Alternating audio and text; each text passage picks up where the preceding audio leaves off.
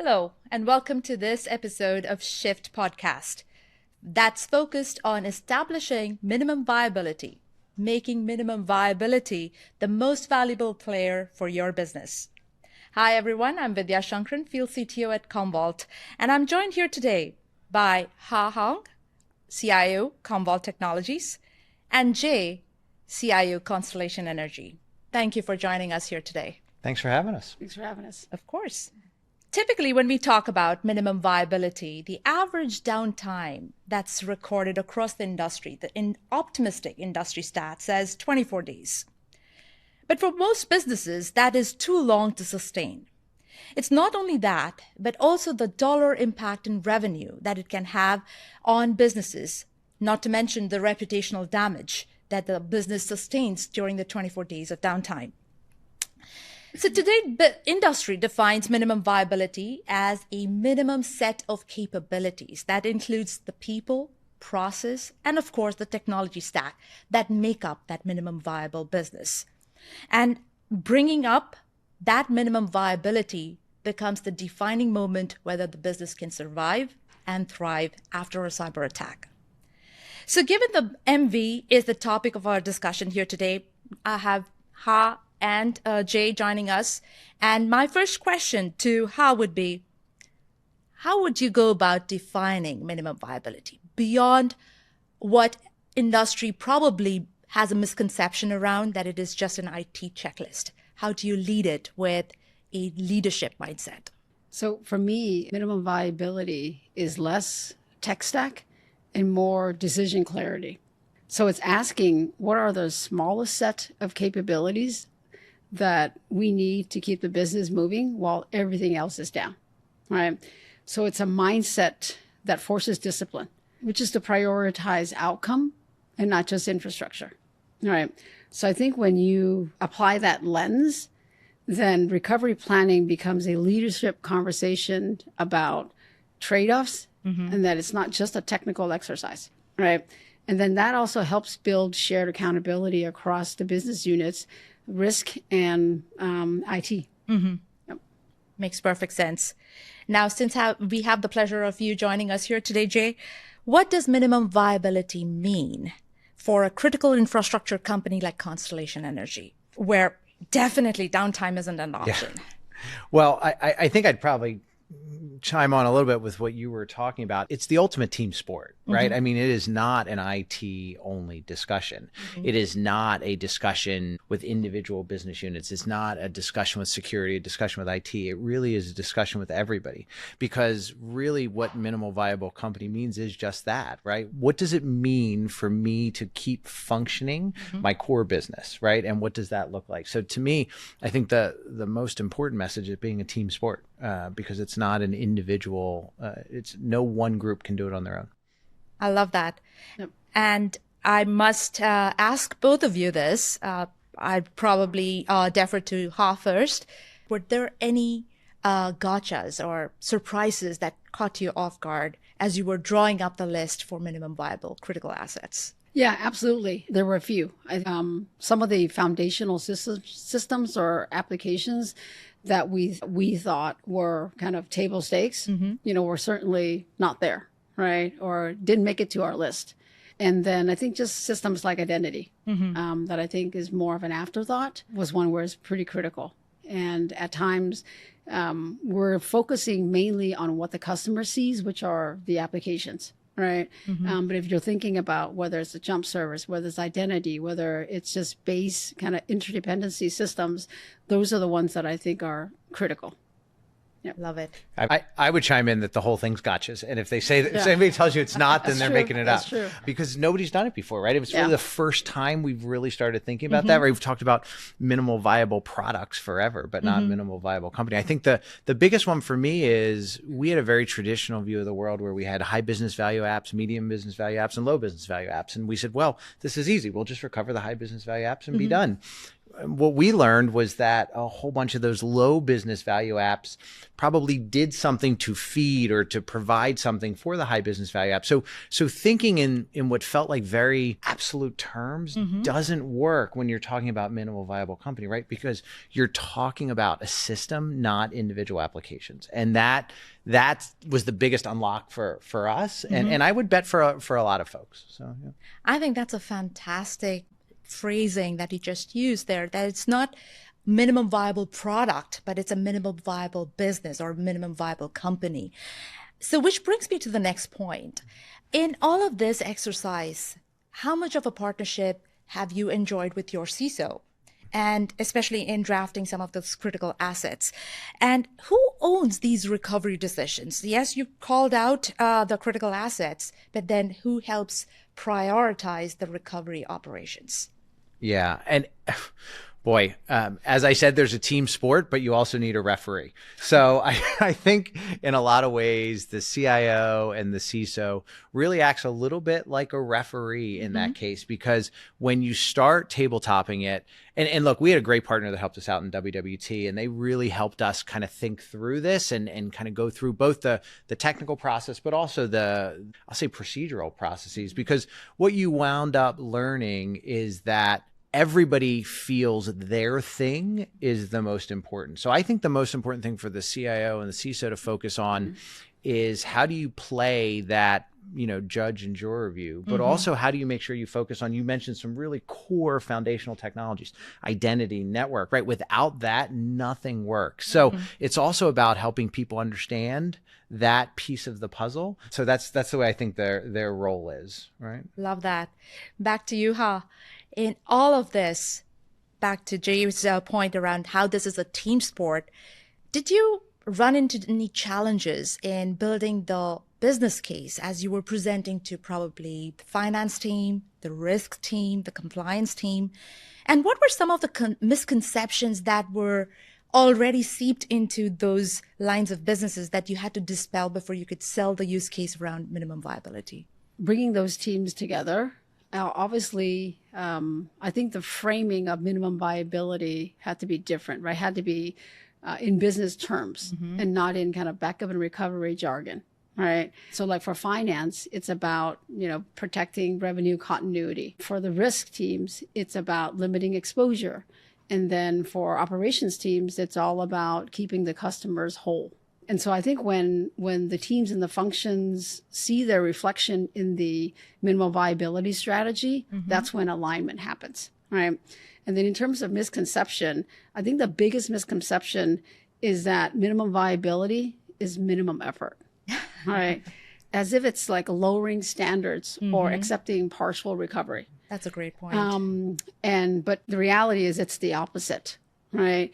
It's really about discipline. And focusing on what truly drives continuity and resilience when every minute counts, right?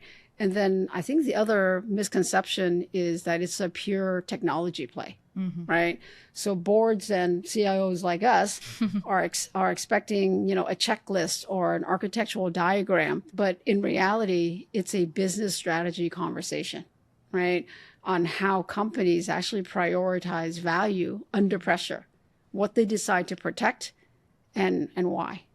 I love that tagline that you just had there, which is how to prioritize business value under pressure. I would probably bold it, highlight it, and emphasize ad nauseum, because that is the critical nature of the very MVC definition. So, which brings me to the next point. We talked about strategy. We talked about how it is a team sport. But what are the key KPIs? How do you even quantify and measure? This is not your quintessential tangible metrics, is it? Or am I missing something? Is it your RPO, RTO that you drive off of? What would be the units of measurement of success based off of MVC?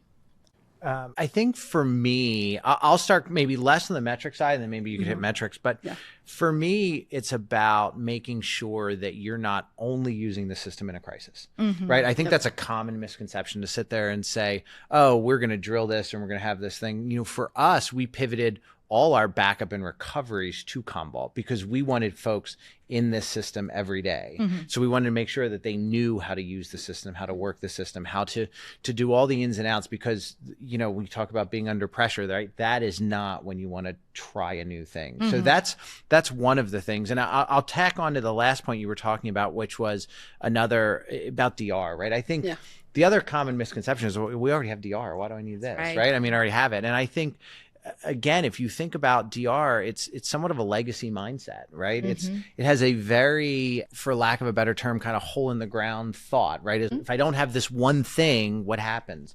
Well, I don't think any of our worlds exist in less than 5 other clouds or 5 other worlds. So I really think it becomes about, 1, changing the mindset, and then 2, changing your operations to not only be doing something in a crisis. So that's the way I think about it.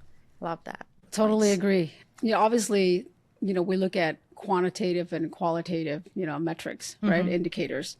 And, you know, technically everyone's going to measure RPO and RTOs, right? And the percentage of your, you know, clean backup data and such.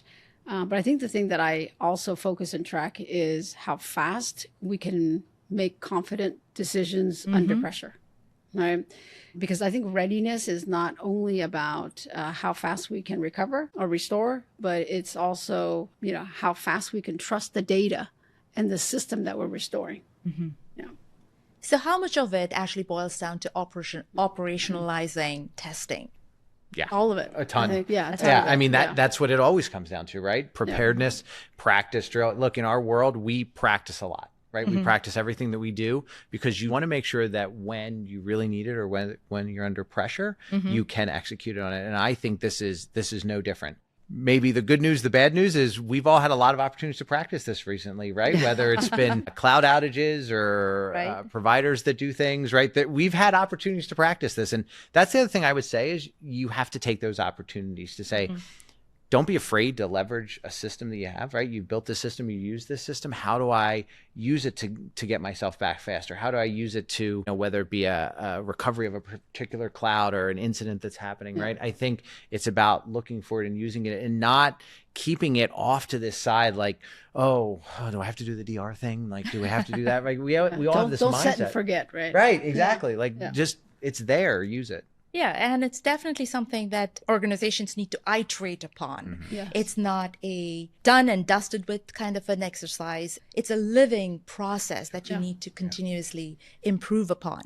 And let's be honest, it's also continually growing, right? Data and everything is not slowing down. So most likely for probably everybody, the product you put in is a fraction of the size of where you're at now. Exactly. And that does change the game, right? Exactly. Yeah. So which brings me to the next most pivotal question. Which was harder?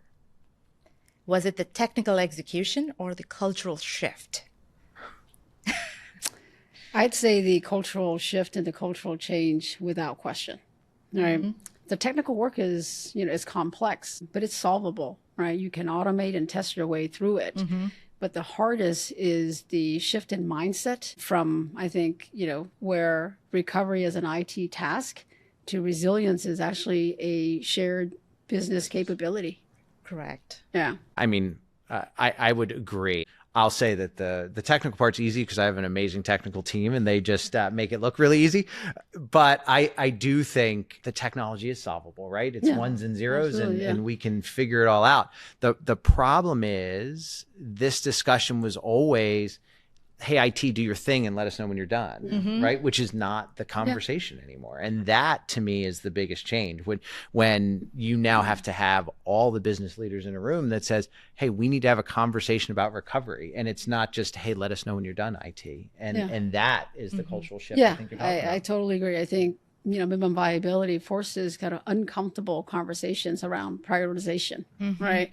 What really needs to happen in the first 24 hours versus what needs to wait. And that's where I think we're asking business leaders essentially to make trade-offs in real time. And those are the tough conversations. Yeah. No, that makes perfect sense. Yeah. And especially to your point, where if you were to ask every business leader, they're going to come back saying, my app stack is important. Everything is important suddenly. I'm the most important. Yeah. Yeah, absolutely. So having lived through an exercise around building out your MVC, and of course, it's like we just discussed, this is a living exercise. But what are the key takeaways, battle scars that you would like to ensure that you would love to share with your peers so that they don't run into the same challenges as they are building out their MVC? I would say practice recovery like it's game day, right? Because you can't build resilience in a crisis. It's built in the reps that you take before it. Perfect. I think for me, and you've mentioned it a couple times, and I can't emphasize it enough, is the core foundational layer. Yeah. I think traditionally we just don't think about not having core foundational things such as Active Directory, such as network, such as all this stuff is now software defined more so than it's ever been. And I think that is the biggest change, to really respect and practice that and understand, hey, what's it look like when I have to recover my core authentication before any of my folks can do any work, right? And that's what we always forget, the IT people can't do any work without that. And I think that is the ultimate battle scar. And frankly, I think it's one of the things Commvault does better than anybody else, which is kind of that Active Directory forest level recovery, right? Which is so key, and was one of the main differentiators for us on why we selected the product. So, yeah. Thank you. Thanks for sharing that insight. And before I let the two of you go, what are the one-liners, really hard-hitting punchlines that you would leave us with? Gosh, I think I just said it. Practice recovery like it's game day. Perfect. Love that. Yep. For me, it's a team sport. And you cannot just leave this to your IT team and say, hey, let me know when it's done. This is a team sport that you need everybody in the room to have the conversation. Perfect. Thank you so much for joining us here today and sharing your insights. Very valuable. And to all our viewers joining us virtually, if you'd like to take a deeper dive into minimum viability concepts, please take a look at our GigaOM analyst report, which talks more in depth around minimum viability, available on commvault.com. Thank you.